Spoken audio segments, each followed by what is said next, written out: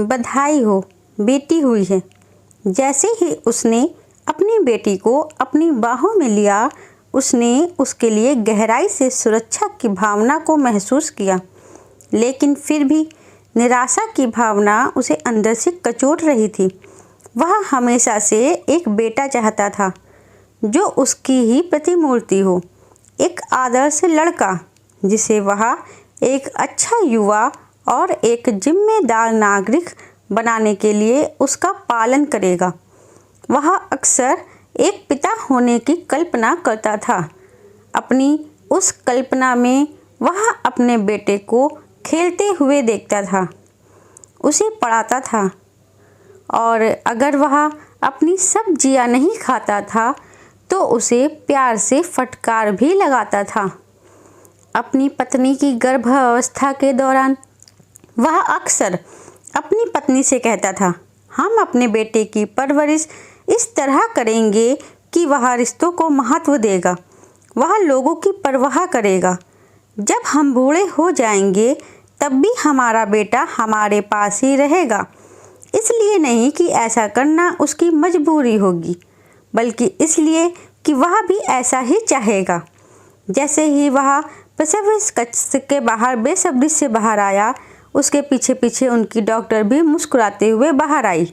बधाई हो, आपकी बेटी हुई है। बेशक वह भी खुशी के साथ वापस मुस्कुराया, फिर भी एक खामोश निराशा उसके दिल में छा गई थी। क्या मैं दुखी हूँ? क्या मैं दुखी हूँ क्योंकि हमारा बेटा नहीं हुआ, बेटी हुई है? या फिर ऐसा इसलिए है क्योंकि मुझे बेटी नहीं चाहिए थी? मैं एक शिक्षित खुले विचारों वाला व्यक्ति हूँ। बेशक यह मेरी उदासी का कारण नहीं हो सकता, यह एक भावनात्मक यातना थी। वह अब इस तरह के विचारों को दिमाग में नहीं लाना चाहता था। मुझे मेरी बेटी की परवरिश करने में भी उतनी ही खुशी होगी। अभी भी कई तरह के विचारों से जूझते हुए वह अपनी पत्नी की ओर बेटी को देखने गया। अगले ही पल उसने अपनी नन्ही सी बच्ची को अपने हाथों में ले लिया। जब उसने अपनी बच्ची को अपनी बाहों में पकड़ा, तब आखिरकार उसे शुद्ध प्रेम का मतलब समझ में आ गया था।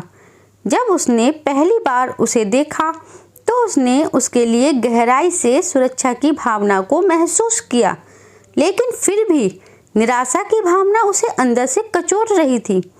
समय बीतता गया और बहुत कुछ बदल गया था। उसने अपनी प्यारी पत्नी को एक घातक ट्यूमर में खो दिया था। अपनी पत्नी की मृत्यु के शैया पर उसने अपनी पत्नी से उनकी बेटी को अकेले ही पालने का वादा किया और उसने अपना वादा पूरा भी निभाया।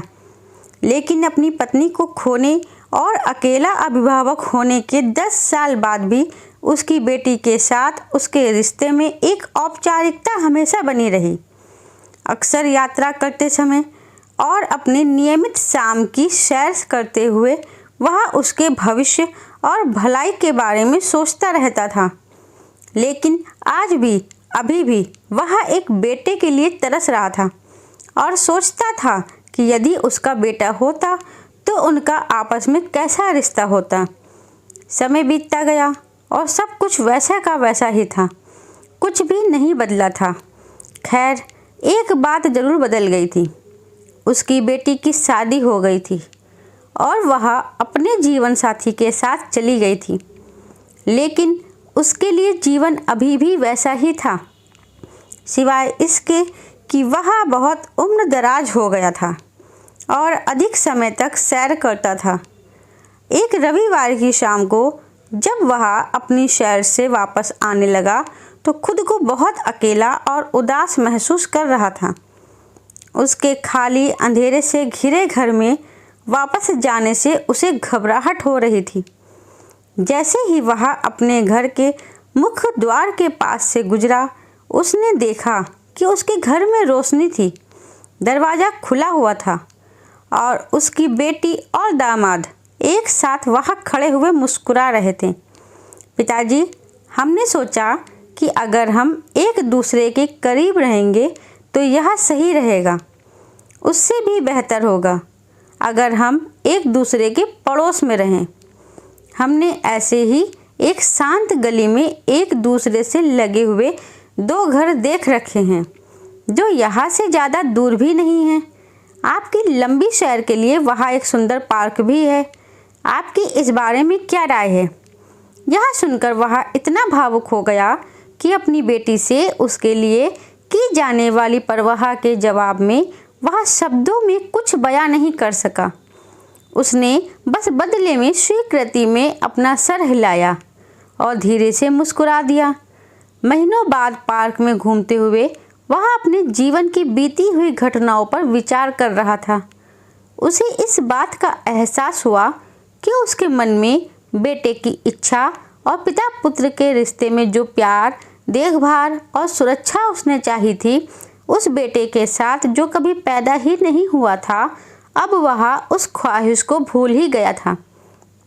अपनी नादानियों के कारण हम अपने जीवन में प्यार को कहीं और ढूंढ रहे होते हैं, जबकि प्यार आपसे कहीं दूर नहीं होता है, बल्कि आपके आसपास ही होता है।